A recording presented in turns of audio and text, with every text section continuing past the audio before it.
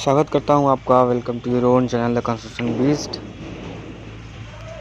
आज का टॉपिक बहुत ही इम्पोर्टेंट टॉपिक होने वाला है, क्योंकि आज हम ये जानेंगे कि बीम में जो एक्स्ट्रा बार दी जाती है, चाहे बीम के बॉटम में हो चाहे बीम के टॉप में हो, उन सभी बार का रोल क्या होता है, उनको देने का रीज़न क्या होता है, इसके बारे में हम जानेंगे। वीडियो शुरू करने से पहले यदि आप हमारे चैनल पर नए हैं तो चैनल को सब्सक्राइब करें। यदि वीडियो पसंद आए तो वीडियो को लाइक करें और शेयर करना ना भूलें। सबसे पहले हम यह जान लेते हैं कि जो बीम होता है स्लैब में, उसका रोल क्या होता है, उसके इफ़ेक्ट क्या होते हैं। जब भी स्लैब पर लोड आता है, चाहे डेड लोड हो, सेल्फ लोड हो, विंड लोड हो या अन्य तरह के जो भी लोड हो, जो स्लैब पर जब भी लोड आता है तो वो स्लैब के थ्रू बीम पे लोड ट्रांसफ़र करके बीम पे के थ्रू कॉलम पे उसका लोड ट्रांसफ़र होता है, जो कि कॉलम अर्थ पे जाकर उसका लोड को ट्रांसफ़र कर देता है। लेकिन जो हमारा लोड एक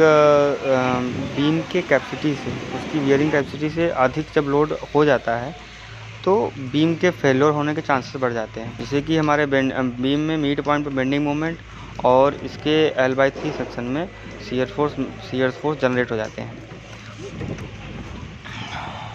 बीम में बेंडिंग मोमेंट का और शियर फोर्स जनरेट हो जाते हैं। बेंडिंग मोमेंट बीम में L/3 सेक्शन में यानी कि मिड पॉइंट पर मैक्सिमम होता है, और इसके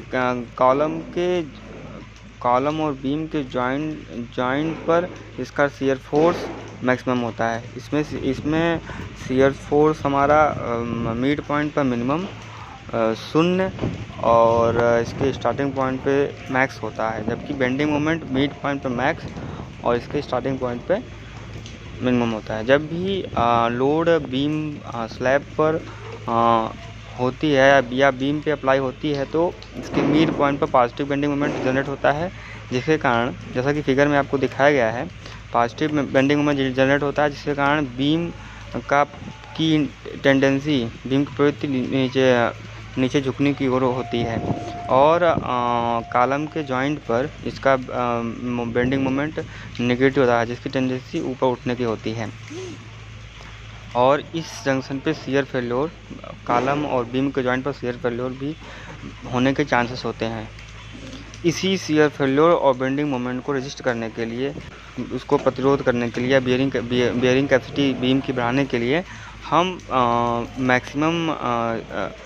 हम स्टील को प्रोवाइड करते हैं।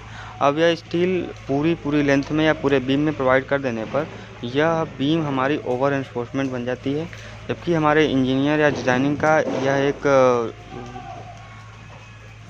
दायित्व होता है कि हमारा जो कंस्ट्रक्शन हो रहा है उसको मिनिमम कास्ट में और आसानी से की जा सके। पहले क्या होता था कि पहले हम बेंटअप बार थे, जो कि एक कॉलम से 2 कॉलम तक, ऊपर से नीचे L/3 तक बेंटअप बार ले जाकर, जैसा कि आपको यहाँ पर दिखाया गया है, इसको इस तरह से ले जाकर इस तरह का, यहाँ जैसा कि आपको फिगर में दिखाया गया है, इसको इस तरह से बेंटअप बार प्रोवाइड करते थे।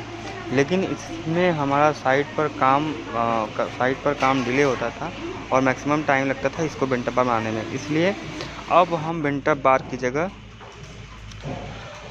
कर्टेलमेंट बार देते हैं। इससे क्या होता है कि हमारा समय बच जाता है और वर्क की स्पीड भी बढ़ जाती है, और उसको बनाने में उतनी कुशल मिस्त्री की या मेसन की ज़रूरत नहीं होती है, जिससे कि हमारा वर्क स्पीड बढ़ जाता है। इसलिए इस प्रकार के बार को कर्टेलमेंट, और हमारी स्ट्रेंथ सेम हमें मिलती है, इसलिए हम कर्टेलमेंट बार या टॉप एक्स्ट्रा बार देते हैं। बॉटम एक्स्ट्रा का बार का रोल भी वही होता है, मैक्सिमम बेंडिंग मोमेंट को रेजिस्ट करने के लिए, पॉजिटिव बेंडिंग मोमेंट को रेजिस्ट करने के लिए बॉटम में एक्स्ट्रा बार दिया जाता है, और टॉप में कॉलम के जॉइंट पर नेगेटिव बेंडिंग मोमेंट को रेजिस्ट करने के लिए हम